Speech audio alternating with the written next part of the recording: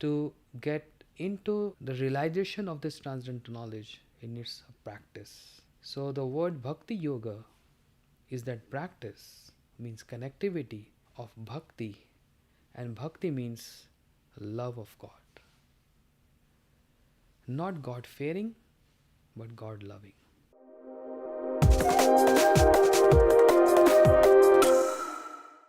Welcome, everyone. When I started this podcast, there was one guest in particular that I immediately wanted to interview, but I wanted to build up an audience before doing so that the conversation would reach as many people as possible. So here we are, 2 years later, and I was finally able to sit down with my spiritual teacher, Bhaktivedanta Siddhanti Maharaj. Born in India, he has been a monk for over 30 years in the Vaishnava tradition of Bhakti Yoga. He has personally served and cared for several of the most honored and respected gurus in this tradition, and is an expert on speaking on the famous sacred texts of India, like the Gita and the Srimad Bhagavatam. He travels all over the world, speaking and sharing on spiritual topics about developing love of God, and is spreading a message of divine love through the chanting of God's names. I wanted to give you all just a little bit of context before we dive into this interview. Throughout my life, I've had the good fortune of connecting with many teachers and mentors as I've traveled around the world to learn from the elders of the Bhakti Yoga tradition. And some of you may know, I was raised practicing a spiritual tradition of Hinduism called Vaishnavism. One of the gems of this tradition is the passing of both sacred mantras and sacred teachings from teacher to student. This has been documented for thousands of years and is a type of accreditation of knowledge. In science, we have peer-reviewed studies. In writing and literature, we have citations. And in spiritual life, we have the disciplic succession. The greatest philosophers known to man have all studied and carried forward the work of their predecessors.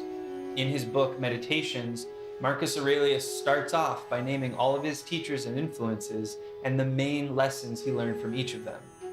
As we grow and evolve as the one human race, we are grappling with extraordinary, difficult circumstances. Existential hopelessness, world violence, the breakdown of traditional religious values and morals, and questioning everything that has come before. What place do the teachings of our ancestors have in our life? Where does wisdom come from, and how do we discern truth?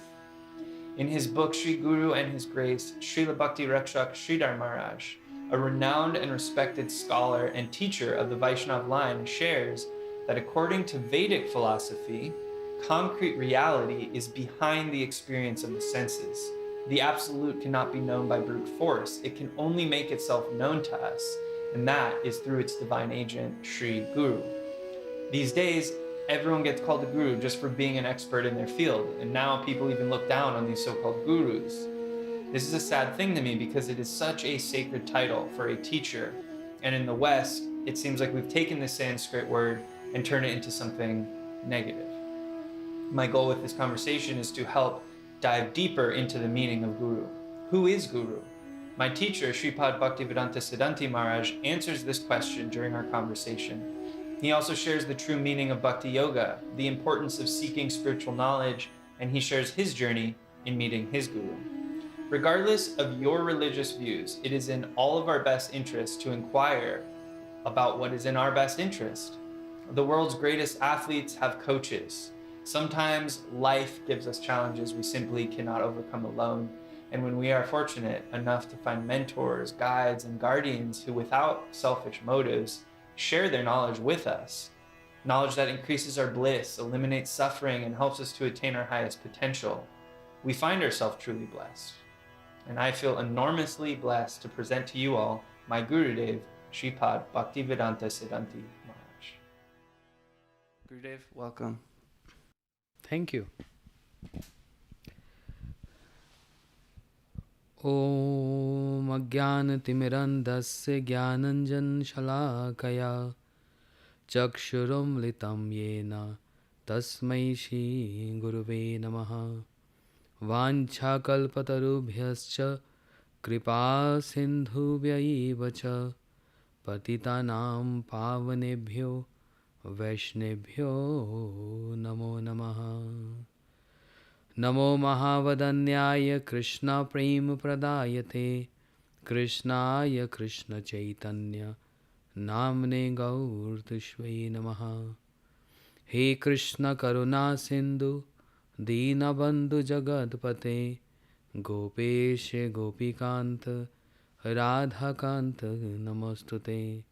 Tapta Kanchan Gaurangi Radhe Vrindavaneshwari Vrishabhanusute Devi Pranamami Haripriye.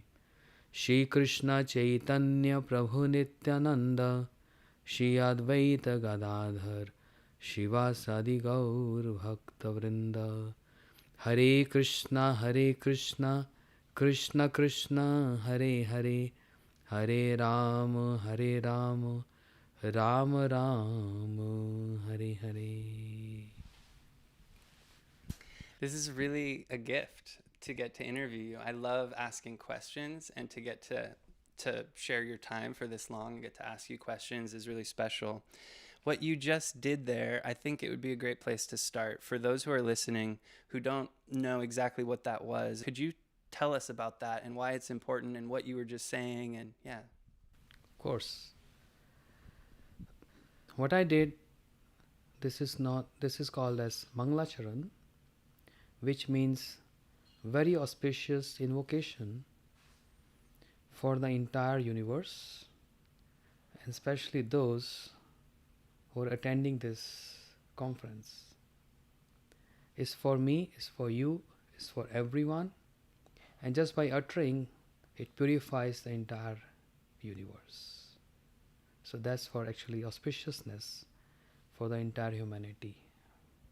And what were some of the prayers or names, or what's the process that's happening there? Like, what are you saying for those who don't speak Sanskrit? Okay, that's a good question.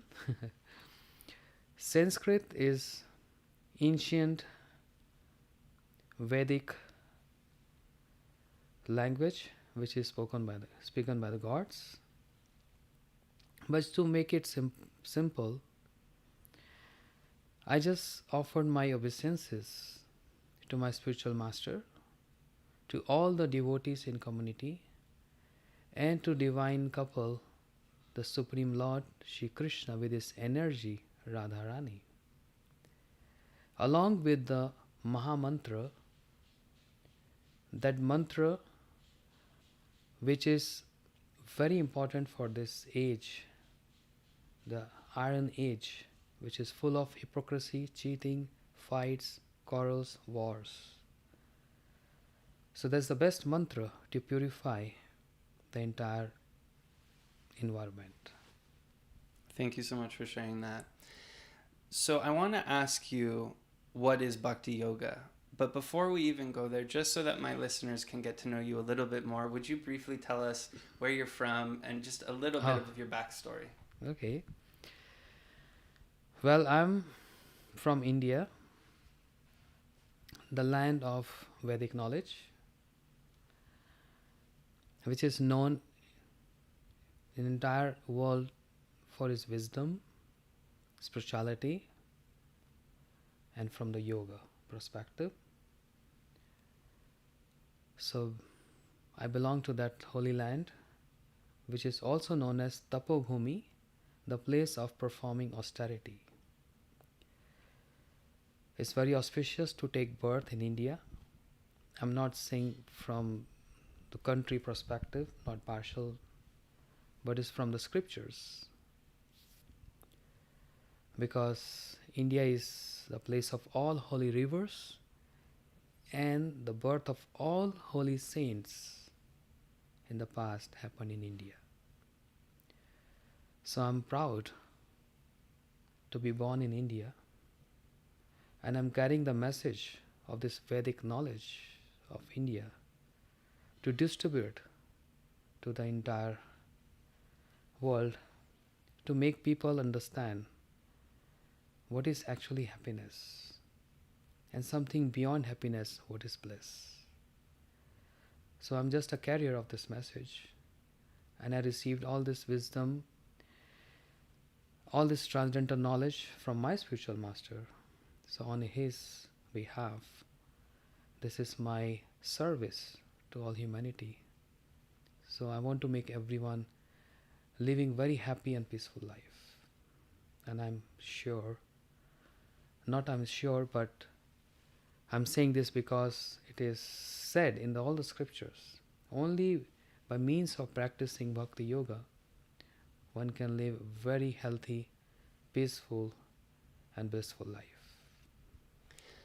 I recently asked on my Instagram, I said, people often say, I want to change the world. I want to create a big impact. I want to be the change. And I asked why. Like, why does that matter? Why does changing anything or having an impact mean anything? And a couple people said they wanted to eliminate suffering for other living beings. And I thought that was a very good answer. And you just touched on that. And you said Bhakti Yoga. So again, for the listeners who maybe have heard Bhakti Yoga, I'm sure they've heard yoga. What is Bhakti Yoga? How is it different than yoga? What is it? Very nice question. But prior to answer this question, as you said, somebody asked you on Instagram, I also would like to comment on that, if it is okay. Please, Gurudev. Well, because of a lot of sufferings, everyone wants to change the nature of this material world, which is not possible. This universe is created by Supreme Lord. The nature is acting under His guidance. And the Supreme Lord who created this material universe, He Himself claims in Bhagavad Gita, this material world is dukhalyam ashashvat, full of miseries and temporary in nature. So we can say this is a kind of a prison house which is meant for everyone not to suffer but get out of suffering. But of course, there's a lot of sufferings for every individual. We cannot change the nature of this world because this is created by Supreme Lord. But we can change the behavior, or in other words, we can change the attitude of people staying in this world which is full of suffering and which is temporary in nature, to get out of this world, to get residence in the spiritual world which is permanent in nature and full of bliss. From my perspective, when I say my perspective, from the perspective of scriptures, we can't change the nature of this world. The wars will always be there. It happened in the past, it's going to be in the future. There'll always be pandemic going to happen after 100 years, 200 years. So we are not here in this world to change the world, but yes, we can change our perception of this world, and that can only be possible with understanding of, as you said, Bhakti Yoga. So coming to the point of Bhakti Yoga, which is a very familiar word nowadays, yoga. It's an international terminology. Yoga. Yoga means connectivity. The word yoga is also a Sanskrit word, which means connectivity. Now there are different gradations of this word yoga.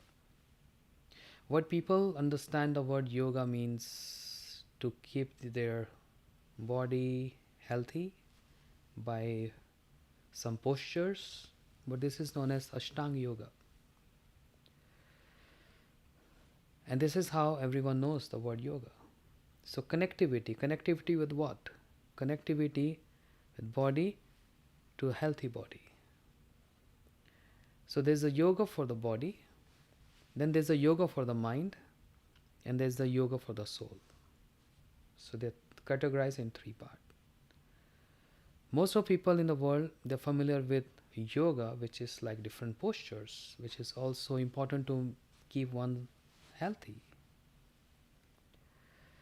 Because there are some the nature of this material world is also that we have to take birth here. Janam mrityu jara vyadhi. We take birth, we are bound to get disease, we're bound to get old, and death is inevitable.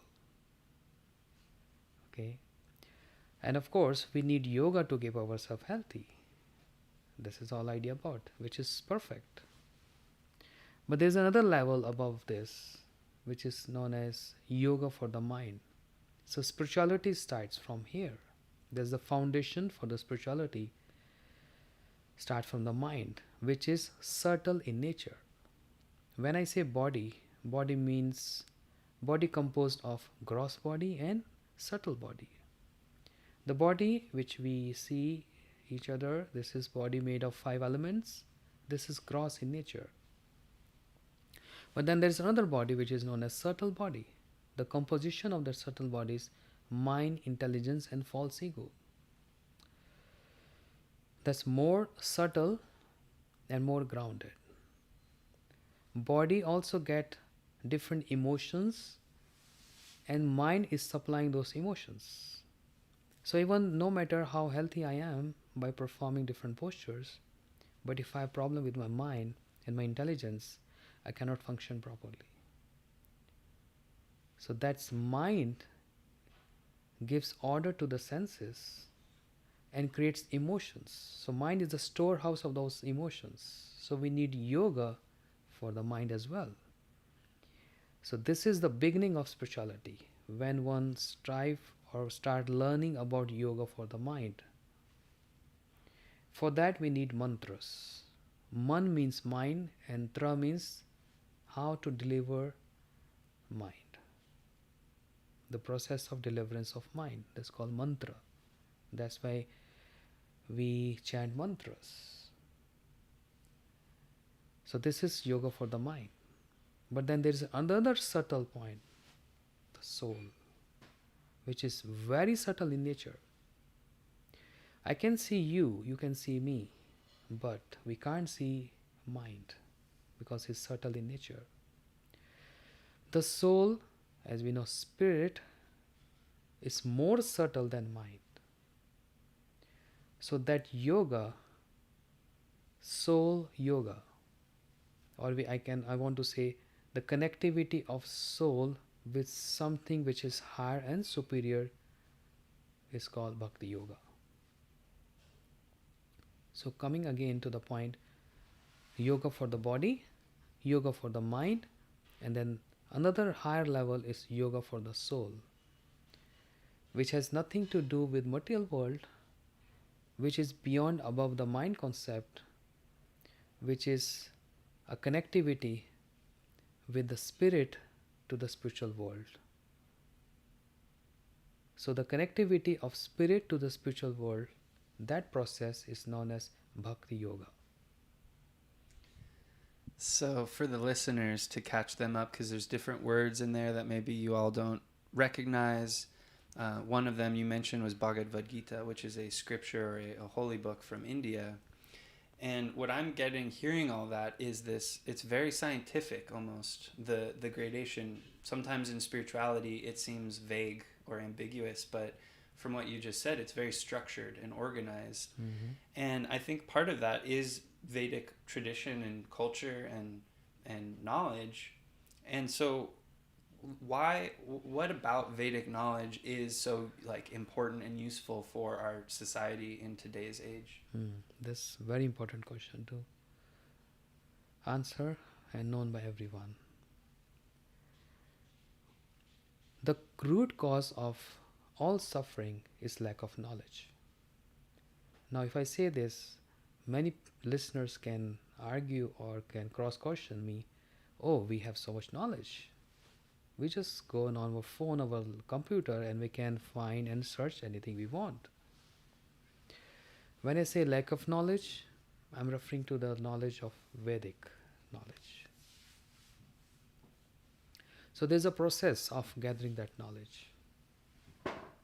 The Vedic knowledge can only be understandable by following one hierarchy. And a refined word for that is called Guru Parampara. In Bhagvat Gita, Krishna said, Evam Paramparam Praptam. This transcendental knowledge it comes in hierarchy. Say, I got this from my spiritual master, he received this from his spiritual master, and he received from his spiritual master. This is called the lineage, and it's descending right from Supreme Personality of Godhead, Krishna, who is God. So he's imparting this knowledge to his disciple, Brahma, the creator of this universe, and then from Brahma is coming to Narad and Vedvyas, and this is like a Guru Parampara, which is known as lineage. This is transcendental knowledge, and it cannot be perceived or understand just by reading. To get into the realization of this transcendental knowledge, it needs a practice. So the word Bhakti Yoga is that practice, means connectivity of bhakti, and bhakti means love of God. Not God fearing, but God loving.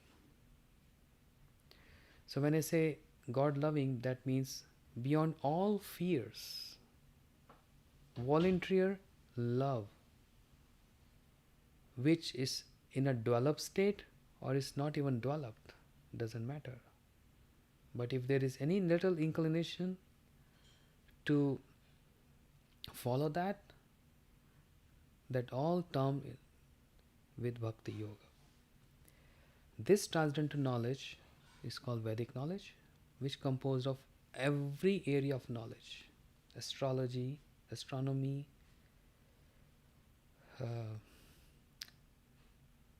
all kind of knowledge. Ayurveda, music, means the comprehensive study of spectrum of all kind of knowledge. That's called Vedic knowledge. And very deep. And it's so much deep, there is like more deep than an ocean. To gather this knowledge, we need some mentor who can not only teach us, but also can put us into realization of that. So information is one thing and transformation is another thing. We may have a lot of information, but transformation is more important than information. That's why we need a trainer. And that trainer means a spiritual master who impart this Vedic knowledge.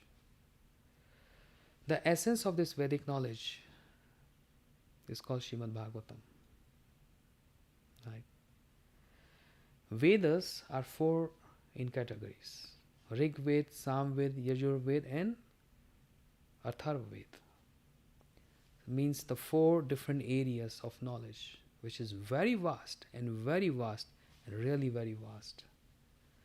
It's even difficult to understand the words and terminology because it's very complicated Sanskrit.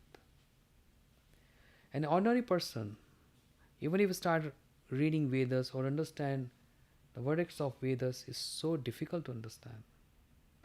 Therefore, 5,000 years back, a great saint, or we can say incarnation of Lord, Krishna Vepan Vedvyas, he concised, or can say the essence of all those Vedic knowledge in a great scripture which is known as Srimad Bhagavatam, which gives complete knowledge of all the Vedas. And when I say Vedas, means thousands and thousands of scriptures. The essence of all those thousands of scriptures with so much information in just one book, that's called Srimad Bhagavatam,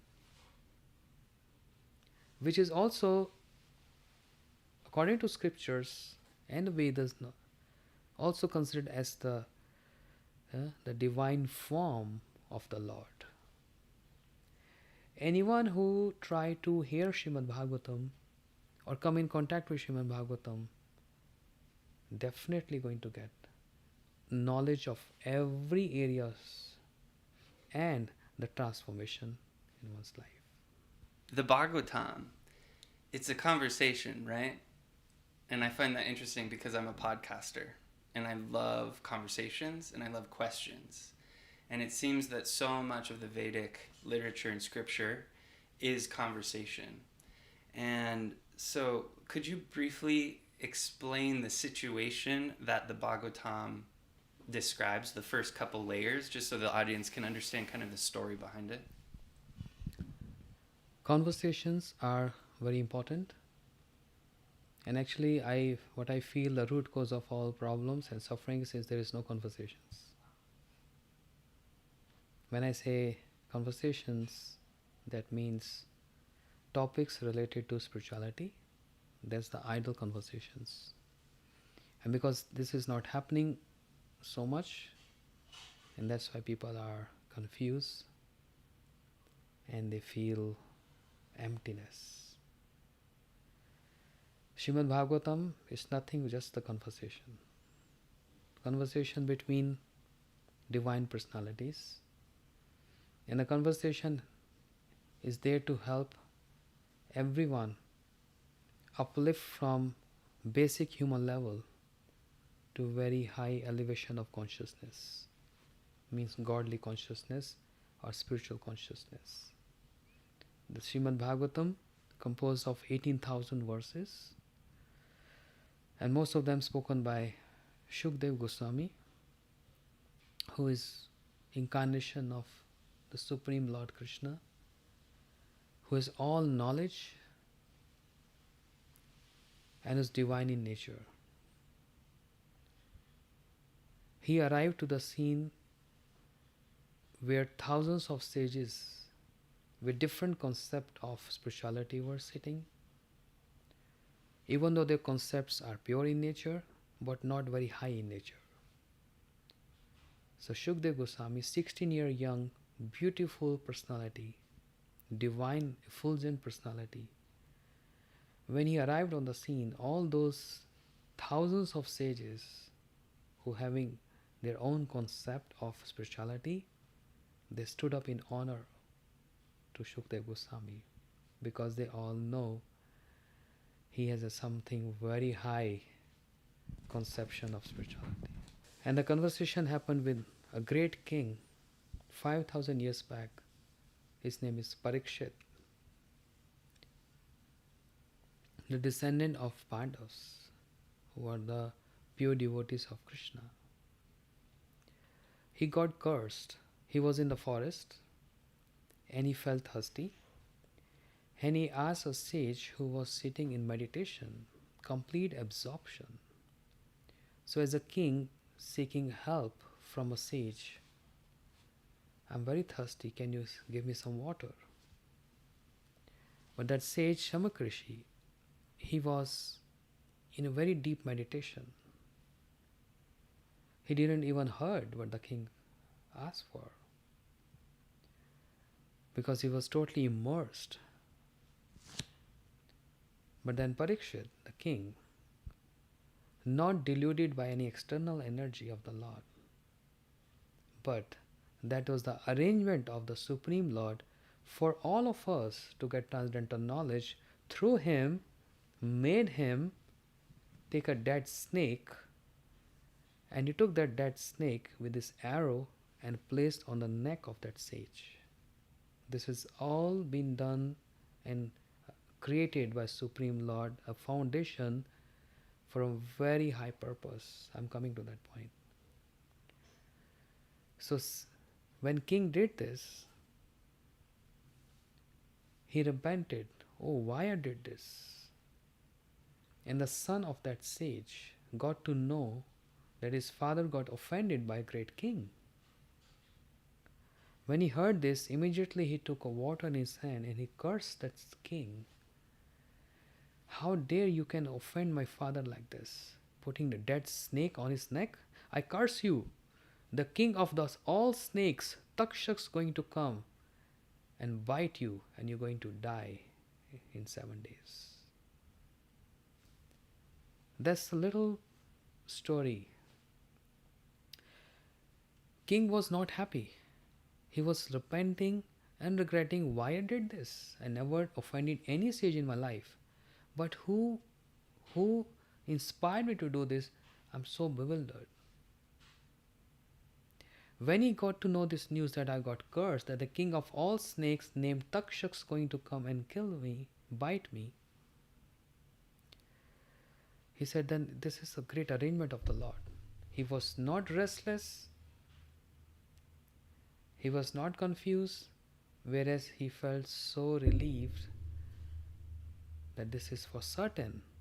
My Lord has arranged this because seeing me getting so engrossed in materialistic activities, he wants to uplift me from that to follow spirituality. That's his arrangement so that I can come to him. So he was very relaxed, not panicked. If I get this curse from someone, I'll die every minute. I'm going to die, I'm going to die, I'm going to die. If anyone comes to know, you going to die in 7 days, imagine what's going to happen. Every minute, panic, running here and there. But King Parikshit, because he was devoted to Supreme Lord Krishna, he got so relaxed. So he came on the bank of the holy river Ganges with complete fasting, dry fasting, not eating, not drinking anything. Want to know what is the ultimate goal of life and what I'm supposed to do in this circumstance when I'm about to leave my body. And this is a question to all listeners.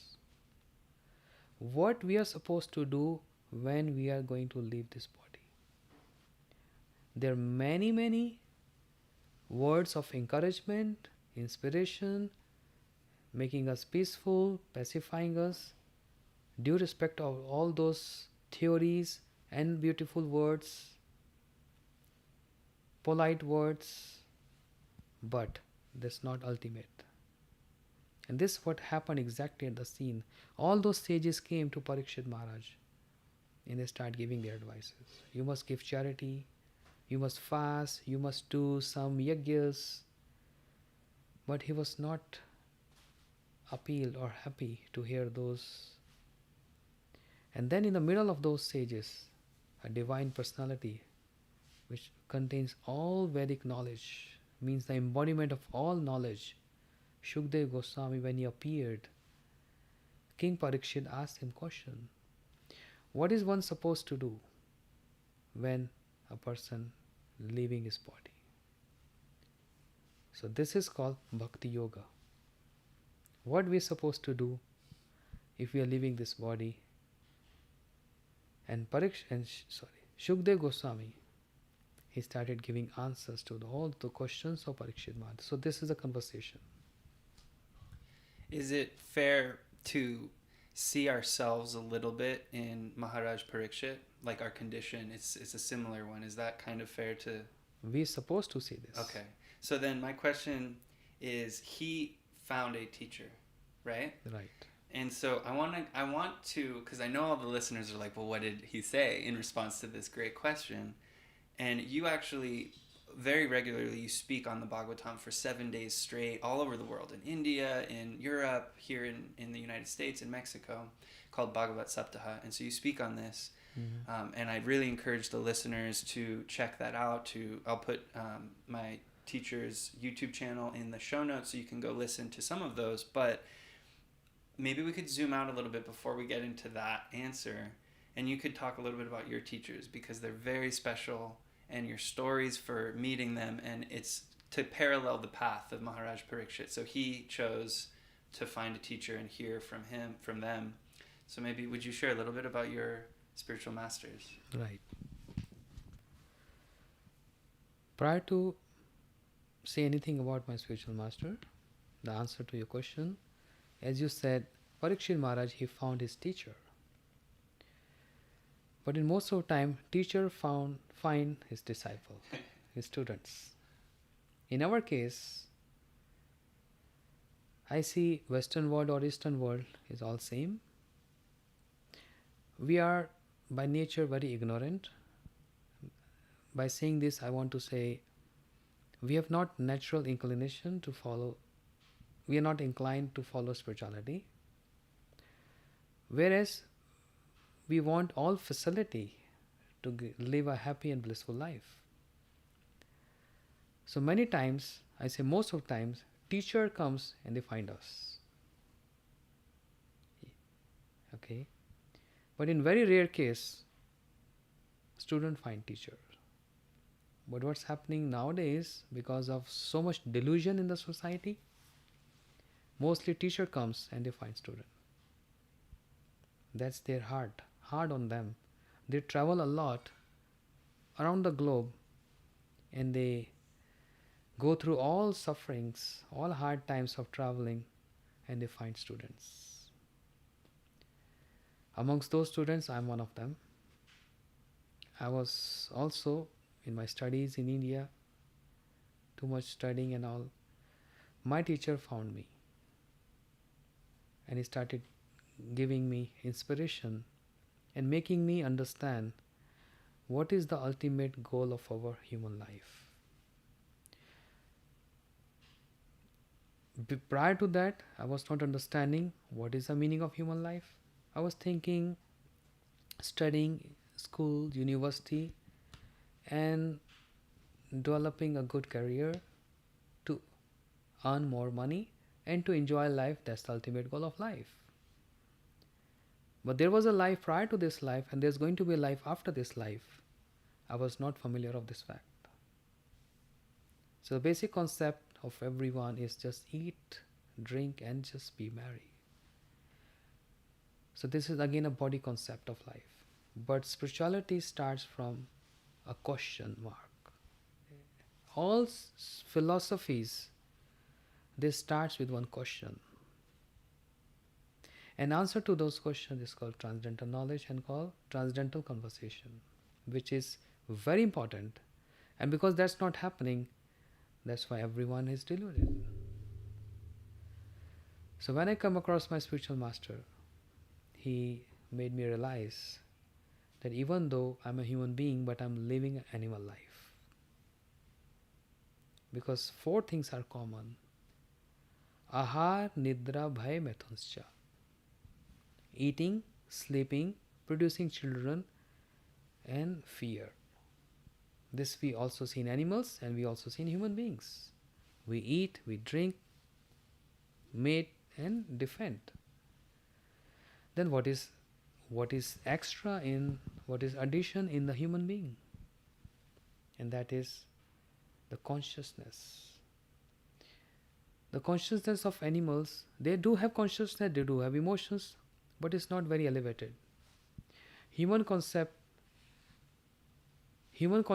is more elaborate than animal concept. This facility is given by God to us as humans. When I say this, many times I go yoga centers around the world, Australia, China, many other countries. So some student asked this question to me. Why you're offending animals? They're also living entities. I tell them no. I'm not offending any living entity. Due respect to birds, due respect to animals, trees, plants. But there's a significance of human life over all these other species of life. Let's say any country goes through some pandemic, or let's say any country goes through some earthquake. Just one example. Oh, so and so country goes through very high magnitude of earthquake and 1,000 people died. So what comes on the headline on the newspaper? 1,000 people died because of earthquake. But headline doesn't say, or the complete newspaper doesn't say about how many dogs died, birds died, trees got uprooted.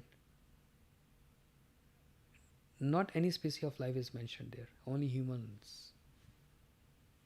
And the intensity of that is known by as many human beings died. So 1,000 people died or 100,000 people died. Oh, that is too much. But nowhere we see how many dogs died or cats died. So of course there is some gradation of human life. So that is meant, human life is meant to understand. Human life is there to understand who is my origin. Why I need to know this? The questions. So when I came across my spiritual master, Shri Srimad Bhakti Pramod Puri Goswami Maharaj and Shri Srimad Bhaktivedanta Narayana Goswami Maharaj 2 and Shri Srimad Bhakti Vigyan Bharti Goswami Maharaj 3. So I got blessed by these three great personalities, very divine personalities, who traveled all over the globe and gave this transcendental knowledge to so many people and changed their life, not only giving information but actually transformed their life. And I'm one of them, one of those students who heard from them, and my life got changed. It's so beautiful to hear. Thank you for sharing that context. And in the West, I feel a little upset about this because we've taken the word guru and then we've applied it to, like, if you're a marketing expert or a business expert, they call them gurus. And then they say that those people are all bad. And so now guru means a bad thing. And it makes me very mad because it's the most sacred responsibility and person in our life would be our guru. And I feel like in the West, we've taken that word and tried to make it something else. And so what is real guru? And before you answer that, I just want to double check everything. Good.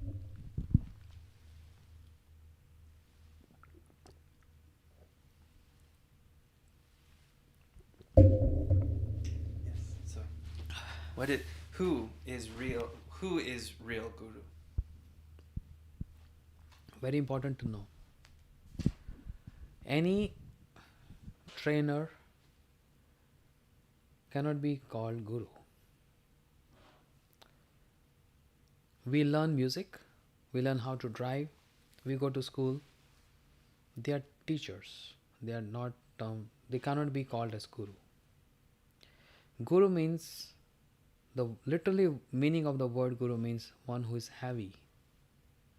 Heavy means not heavy in physical body, but heavy in realization of spiritual matters. So one who has very deep understanding of spiritual topics, and not only understanding but the realizations of spiritual topics, can only be termed as guru. So any music teacher or any car, driving school teacher cannot be termed as guru, because even though they have thorough knowledge on the areas, but they lack realization of spirituality. That's why they cannot be termed as guru. So guru means heavy in realization of spirituality and very subtle understanding of the scriptures. So only that person can be called as guru. That means, as I go back with our conversation, start with body yoga, mind yoga and bhakti yoga. So anyone with body yoga and mind yoga cannot be guru, but one who is the concept of soul, means connectivity of soul to super soul, that person who makes this connection can only be called guru. That's a line. There's a certain line to draw amongst the teachers and guru. And how did you know that your teacher, especially your first, and then you said you were blessed 3 times by your Gurudev kind of manifesting 3 different times, but how did you know that was your Gurudev? How I know they are my Gurudev?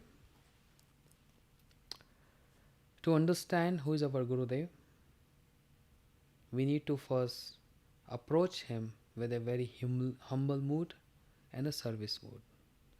And it's a matter of not only just recognition in the physical appearance, but it's a matter of realizing by loving service to them. So it's a process. The whole process starts with service, even in this material world. So let's say husband wife stay together. When they stay together, they get to know each other gradually. By loving each other, that means service to each other. Then we get to know in the same way in spiritual world also. When we start sacrificing our object of enjoyments, and we start sacrificing all our, how to put in words,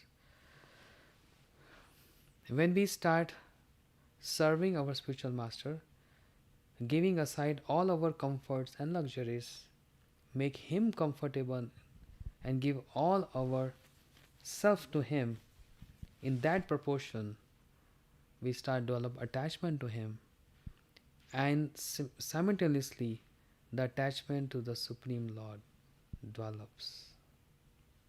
This is the process. We can't understand this by words or just by hearing or listening. Only and only when we come to the practice.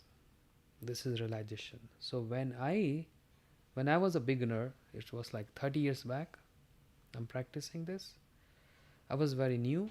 I didn't know much about this. But when I came across my spiritual master, not only just by their appearance, of course they were very fulgent, but by hearing discourses from them, which is full of renunciation and full of realization. It just touched my heart. And I realize, because loves come from the heart, not from the mind. Mind or intelligence is a storehouse of knowledge, but the emotions comes from the heart. The loves come from the heart, right?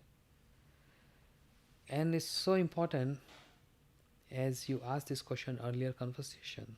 So when there's conversation, means who's hearing? Eyes is not hearing, nose is not hearing, is the ears which hear. And if you see the shape of the ears, it's like this shape. When two ears come together, it comes as heart. Understand? So there's a great connection between ears and the heart. When we hear transcendental knowledge, it goes to the heart or inspire the heart. So ears and heart is a good connection. And there's a first step of spirituality to hear. And by the way, in the word heart, ear is also present there. H-E-A-R-T. So E-A-R. So ears and heart is a connection. Understand? So when in the first stage, one have to surrender to spiritual master, offering our ears. And when we offer our ears to him, he impart knowledge, or he give transcendental knowledge, or in other words, he gives Krishna, who is very subtle in nature, through ears and place in the heart. By the process of serving spiritual master, understanding his mission, and I also want to be a part of his mission, with this, love develops, and of course, one start understanding, this world is not my place to stay. I'm not here to change the world, I'm here to change myself and the perception of this world. The person remains same, but the perception gets changed. The perception of the world gets changed.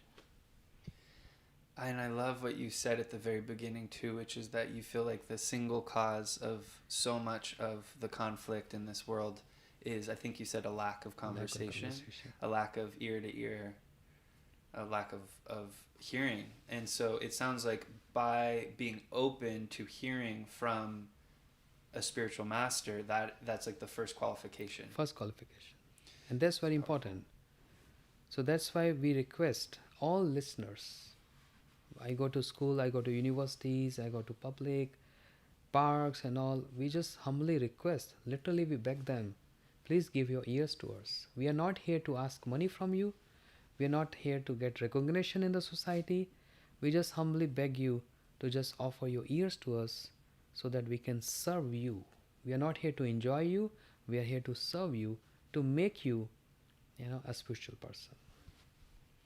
And so one of my goals with bringing this conversation to my listeners is that they could come away from this conversation with some practice, some meditation.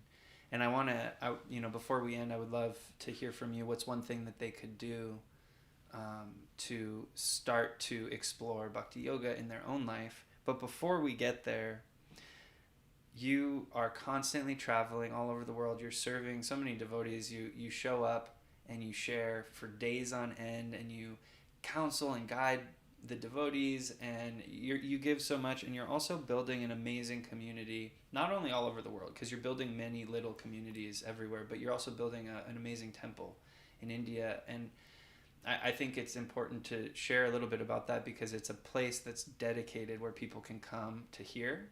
So could you share a little bit with the listeners about that project? Yes. So, coming back to our conversation started with, everything is some connection. Although I travel over the world, and when I speak about Vedic knowledge, Bhagavad Gita, Bhagavatam, etc., everyone start feeling the origin of this Vedic knowledge is India. So that everyone wants to come to India to gather this knowledge, to explore more. That's why I felt there should be a center in India where I can accommodate those who want to come, they want to stay there, want to learn more and more, and from there they can visit many other holy places to gather more and more knowledge. So therefore, considering all these facts, I recently started one project, building a temple that is very near to the capital of India, Delhi, a city called Faridabad. So I just started the construction of the temple, which is in a very beginning, initial stage. I hope I can finish this temple as soon as possible. And I invite anyone who wants to come and stay and want to dedicate one's life, you're most welcome to come. And even if you want to come as a visitor, I try my best to facilitate those people who want to come visit and can explore more spirituality. So basic concept is to promote spirituality.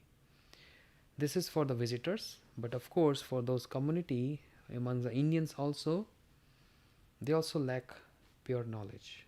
They also lack pure Bhakti Yoga. So to educate, especially the young ones, they are our future. We're making this temple for that reason. And I'll also put the link to the website so people can see the amazing progress of the project, if you're curious about this. And so, looping back to the Bhagavatam and the most important question: what is the ultimate goal of life? What is the ultimate goal of life? The ultimate goal of life,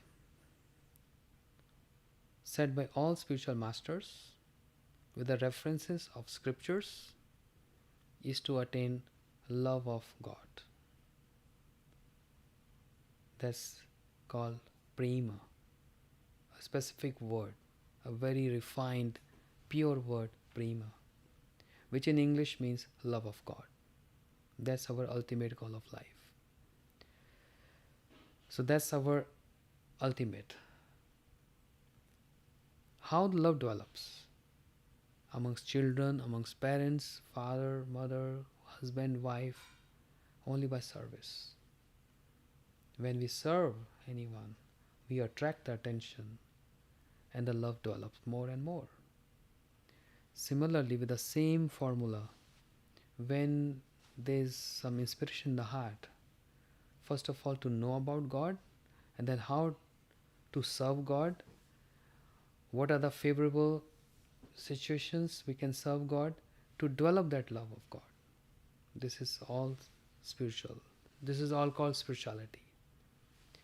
That's the only ultimate goal of human life. There is no other goal of life. That's ultimate. Really, really powerful. Thank you for sharing. And like I promised the listeners, is there some practice that they could start doing today that would help them to explore Bhakti Yoga? I wanted to say that. It's good you asked this question. So how to develop that love of God, which is ultimate goal of human life?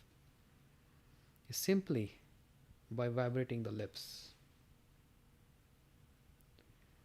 Vibration of lips can create wars, and vibration of lips can also create love.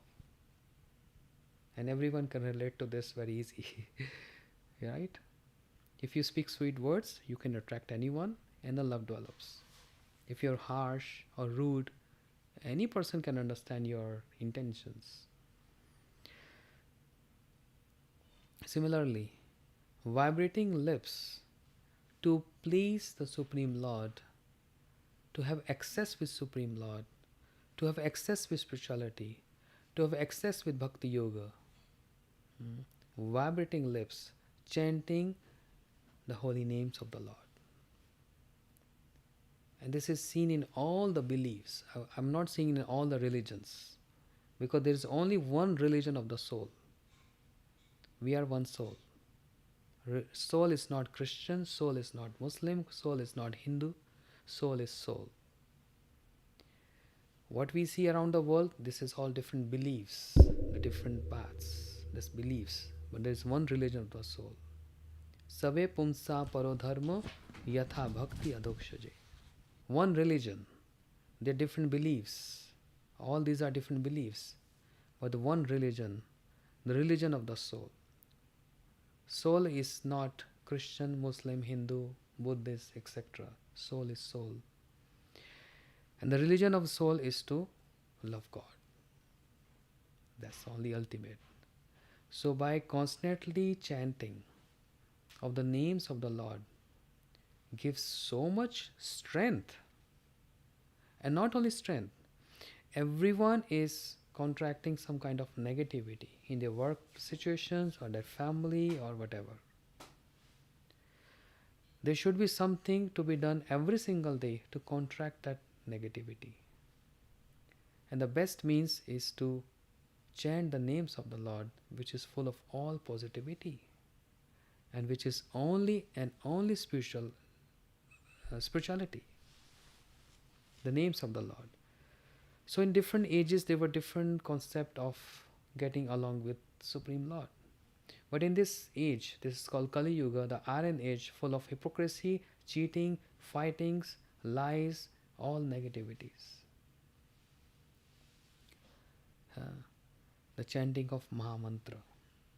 This is the best way, proven by all the scriptures and all the holy saints. Chanting the name of the Lord. Hare Krishna, Krishna Krishna, Hare Hare, Hare Ram, Ram Ram, Hare Hare. Just by coming in contact with this Maha Mantra, which is not only a mantra but Maha Mantra means a great mantra, is the only means to get delivered. And beyond deliverance is the only means to attain the love of God. Chanting this Maha Mantra. So we request everyone, even though if you're not familiar with so much about the knowledge of Vedic, or you're not come across any spiritual master, spiritual teacher, but just at home, you can just try and start and begin this process. The process immediately begins when we chant this Maha Mantra. So you can spend 15 minutes, 30 minutes of your day. It means, I'm guaranteed it will give you so much relaxing and so much comfort, gives so much peace of mind. You feel yourself, all negativity has just gone away. As we need food for the body, we also need the food for the soul every single day. So that's the best food for the soul and to get connected with Supreme Lord. Soul food. Beautiful. That is a great place to conclude, and I want to respect your time. You've shared so much. Thank you so much. Thank you so much for coming on and blessing Amplify What You Love podcast with such sacred and special knowledge. And if there's anything else that you'd like to say in closing, I open the mic up to you. I just humbly want to beg everyone, no matter what belief you having, what age you're going through. I know everyone is suffering in this world. When I see the suffering of people, when I meet them, there's a lot of sufferings. I feel pain in the heart to see their suffering. And I know how to get rid out of this suffering. The only means is spirituality. There is no other way. No other way. So please, I humbly beg all of you to follow this process of spirituality, which begins just by chanting these holy names. Please do this every single day of your life and make your life the most successful life. That's what I want to say and beg and request to all my loving, respectful listeners. Thank you so much.